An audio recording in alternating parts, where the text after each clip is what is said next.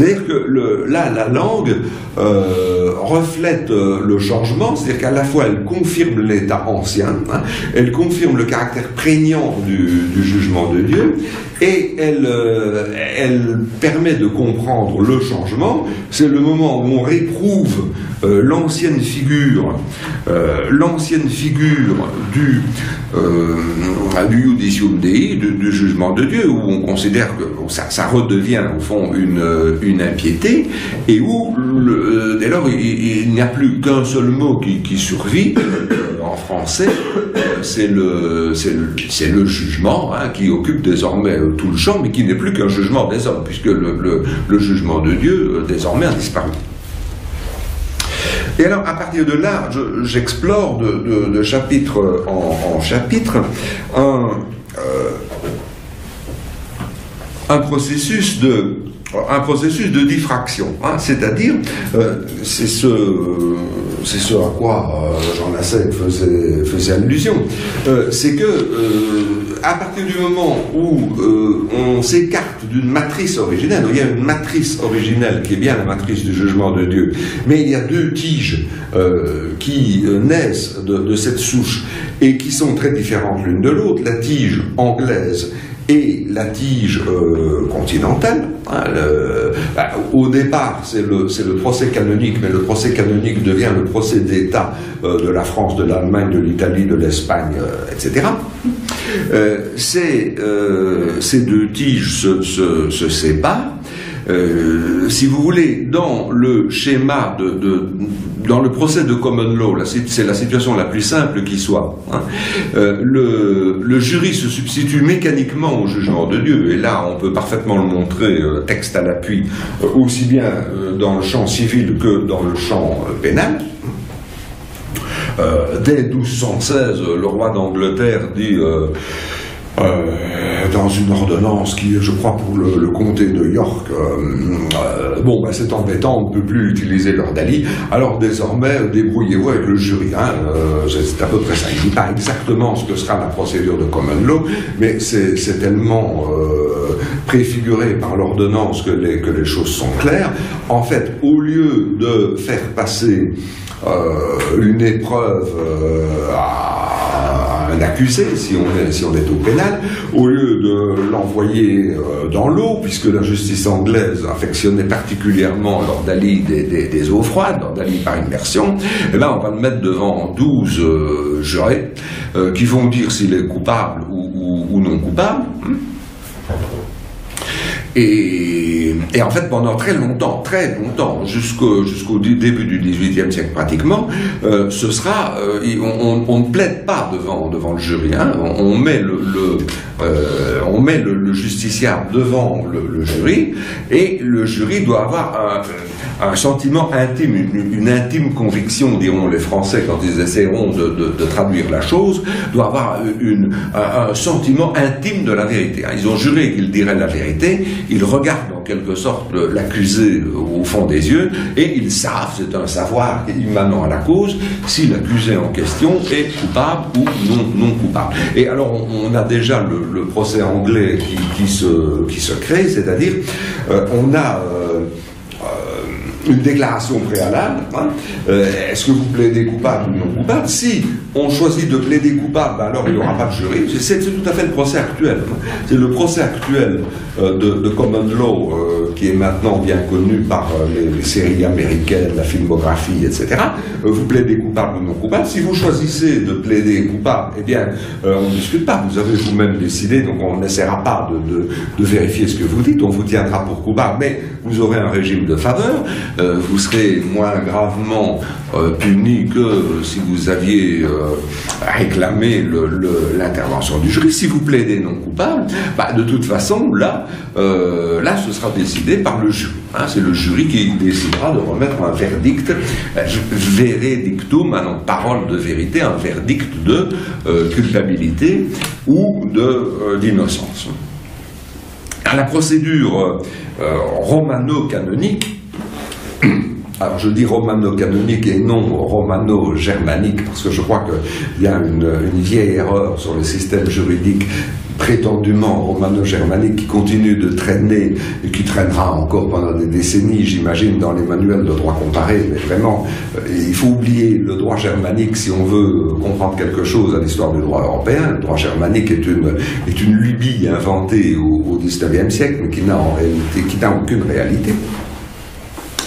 Dans la procédure romano-canonique, alors on s'écarte complètement du modèle parce que c'est le juge lui-même qui va chercher la vérité par une procédure qui est principalement la procédure d'enquête, et là on s'est complètement écarté de la matrice primitive.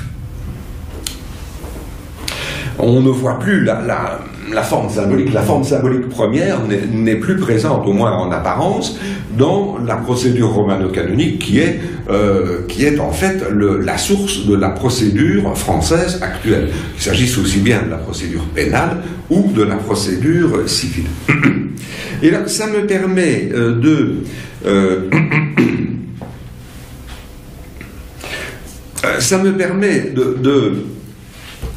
poser... Oh, merci, c'est très précieux. Très précieux pour un orateur un peu en souffrance. Ça me permet de développer ce qui seront les deux grandes conclusions de mon livre. C'est qu'il y a des traits communs d'une culture judiciaire occidentale, ces traits communs étant d'abord l'existence d'une dette universelle de justice. L'État est débiteur de justice, l'État a comme un devoir régalien élémentaire, si élémentaire que les historiens du droit sont presque tentés d'oublier qu'il existe. Ça apparaît comme une fonction absolument élémentaire de l'État, et croit-on de tout État, que de rendre justice, donc que de régler, que de trancher tous les litiges. De ne pas filtrer, de ne pas décider qu'il y a certains litiges qu'on tranche et certains autres qu'on ne tranche pas. Donc l'idée d'une dette universelle de justice et l'idée d'une éthique judiciaire qui est construite, alors aussi bien en common law qu'en civil law, aussi bien en common law que dans la procédure continentale, qui est construite en concevant le juge comme un vice-dieu, littéralement, comme quelqu'un qui fait l'office de Dieu sur la terre. Ce que dit très exactement un juriste anglais, Bracton, au XIIIe siècle. Le juge est sur son siège de justice, vice Jesu Christi, à la place de Jésus-Christ. C'est un vice-dieu, c'est-à-dire qu'il essaye de faire ce que Dieu aurait fait à sa place.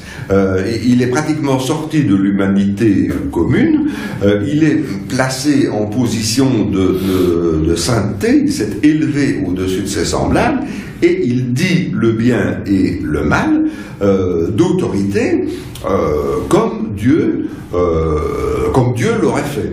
Et du coup, on exige de lui une morale extrêmement sévère de pureté, de rigueur. On insiste sur sa responsabilité. Ce qui est très frappant, c'est que on a maintenant beaucoup d'études sur les procès qui ont été intentés aux juges, depuis la fin du Moyen-Âge et jusqu'à la Révolution. On fait des procès aux juges tout le temps. On l'accuse de quantité de fautes. Mais il y a très peu d'affaires de véritable corruption.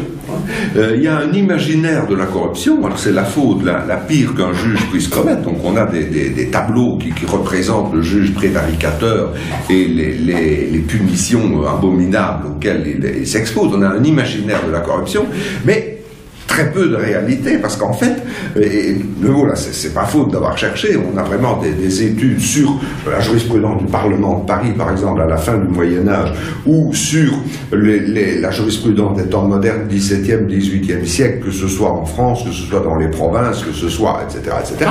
Bon, finalement, il y a très peu de corruption du juge.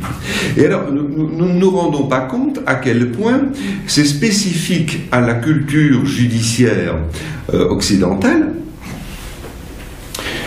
C'est-à-dire il suffit de quitter l'Occident et de regarder les autres mondes pour se rendre compte que ça ne marche pas comme ça.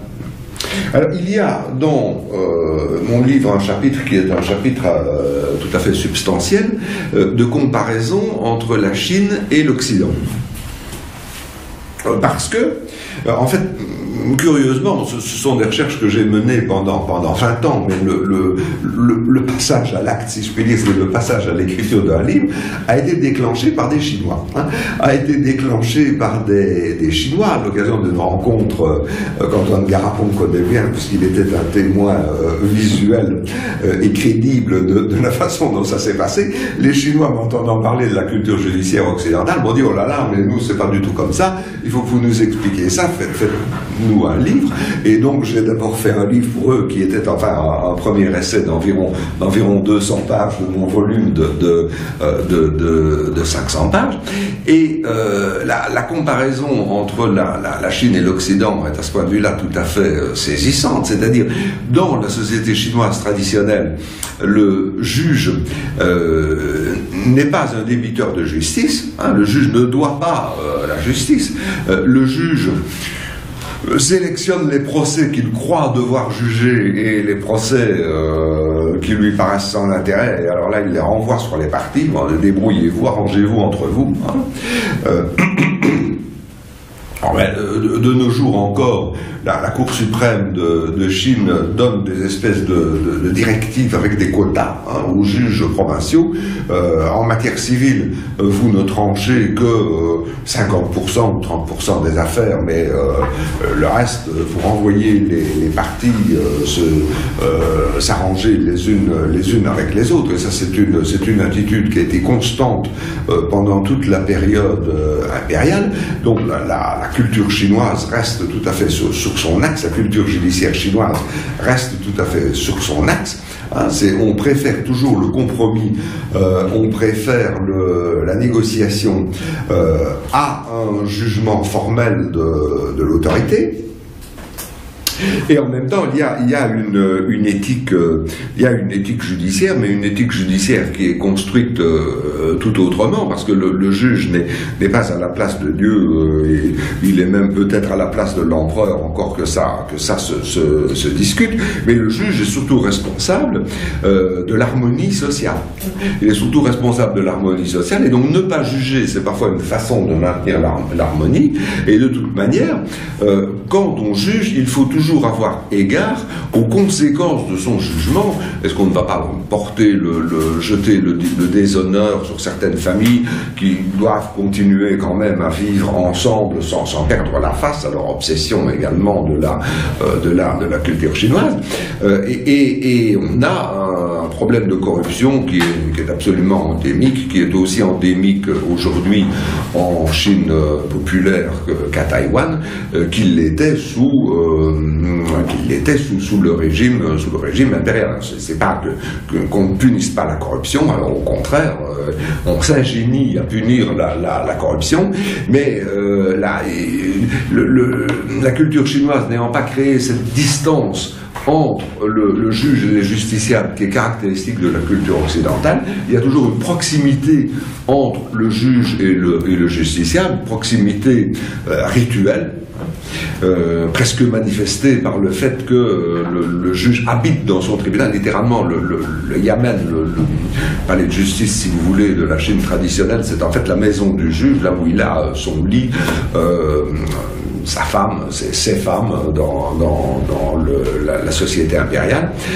Cette proximité fait que la corruption est un mal endémique. Et puis alors enfin. Mais est-ce un mal Deuxième. Est-ce un mal endémique? Pardon? Est-ce un mal La corruption? Dans le système chinois tel que vous le décrivez, ce n'est pas un mal. C'est la preuve d'une proximité. C'est un mal d'un point de vue. Voilà, exactement. Oui, bon, il y Non, a... non, recommencer, c'était juste. Bon, c'est une forme d'efficacité sociale, évidemment. Donc, donner raison à celui qui est, par hypothèse, le plus riche, le plus puissant, et qui démontre qu'il est le plus riche et le plus puissant en étant capable de vous payer le mieux, ça répond à une logique à une logique d'efficacité. Bon, cela étant, ça compromet tout de même le fonctionnement de l'institution. Ça crée une insatisfaction dans le peuple. Ça la créait anciennement, on en a des preuves, et ça la crée aujourd'hui. Je peux vous dire que là, c'est un des gros problèmes de la Chine, c'est ce grondement de l'opinion publique contre la corruption du juge. Donc il y a eu toujours des mécanismes de répression de la corruption, toujours des mécanismes externes, le censorat dans la Chine impériale, et alors de nos jours des modes de répression qui sont assez opaques, parce que dans la Chine populaire, en tout cas, ça passe toujours par le parti, mais il y a toujours une insatisfaction, mais c'est une pratique dont on n'arrive pas en fait pas à se débarrasser. C'est un des gros problèmes de la justice chinoise. Donc ça, c'était une des premières conclusions que je développe, c'est que la spécificité de la culture judiciaire occidentale est liée est liée aux formes symboliques nées de la façon dont cette culture juridique occidentale a été christianisée, ce qui nous impose, à mon sens, le devoir de comprendre les autres, de se rendre compte que pour un musulman, pour un chinois, pour un indien, cette espèce de dédoublement, cette idée d'un juge indépendant du pouvoir politique, c'est quelque chose d'extrêmement difficile à comprendre. Pour les autres, le pouvoir, il est un. Le chef politique, il est naturellement juge. Quelle l'idée de vouloir d'insister sur une indépendance du pouvoir judiciaire? Quel pourrait être le fondement de cette indépendance du pouvoir judiciaire? C'est quelque chose de très difficilement compréhensible, alors que dans la culture occidentale, ça paraît tout à fait naturel, mais ça paraît tout à fait naturel parce que précisément il y a un millénaire d'inculcation de l'idée que la justice n'est pas humaine, qu'elle l'est ailleurs, que ceux qui servent la justice doivent être différents des autres hommes, que la conscience du juge doit être autonome, etc. Et puis alors, l'autre point, c'est la séparation, c'est que c'est un angle d'attaque, un angle de compréhension de la séparation des deux grands systèmes occidentaux, common law d'une part et droit continental d'autre part, c'est-à-dire que